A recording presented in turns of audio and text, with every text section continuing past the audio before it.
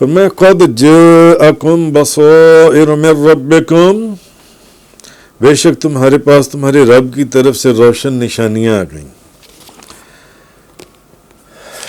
من ربکم فمن ابصر فلنفسی،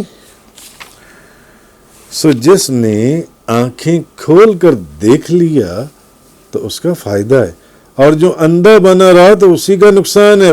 فمن عمی فعلیہا، تو جس نے آنکھیں کھول کر دیکھ لیا اس کا فائدہ ہے، اور جو اندھا بنا رہا اسی کا نقصان ہے. وما انا علیکم بحفیظ، میں تمہارا نگہبان نہیں ہوں، میں تمہارا نگہبان نہیں ہوں.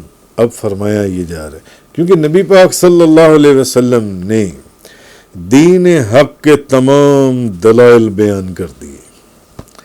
اب لوگوں کو چاہیے کہ وہ اس سے فائدہ اٹھائیں اور دین حق کو قبول کریں، اور یہ لوگوں کے اختیار میں، جبراً تو نہیں کروایا جا رہا، یہ لوگوں کے اختیار میں. حضور نے سارے حق کے جو دلائل تھے دین کے وہ بیان کر دیے، تو لوگوں کا کام ہے اس سے فائدہ اٹھائیں.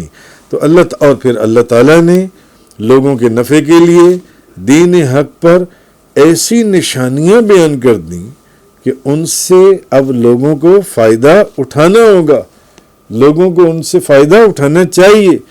اللہ کا تو اس میں کوئی فائدہ نہیں ہے، اور اگر کوئی شخص ان دلائل کے اندر غور نہیں کرتا تو نقصان اس کا ہے، نہ اللہ کا کوئی نقصان ہے، نہ اللہ کے رسول کا کوئی نقصان ہے، نہ اللہ کا نقصان ہے، نہ اللہ کے رسول کا نقصان ہے. اس لیے ان کو غور کرنا چاہیے. اس لیے فرمایا قد جاءکم بصائر من ربکم، بے شک تمہارے پاس تمہارے رب کی طرف سے روشن نشانیاں آ گئیں.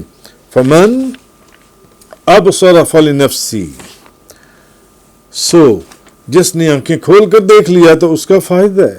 ومن عمی فعلیہا، اور جو اندھا بنا رہا تو اسی کا نقصان ہے. وما انا علیکم بحفیظ، میں تمہارا نگہبان نہیں.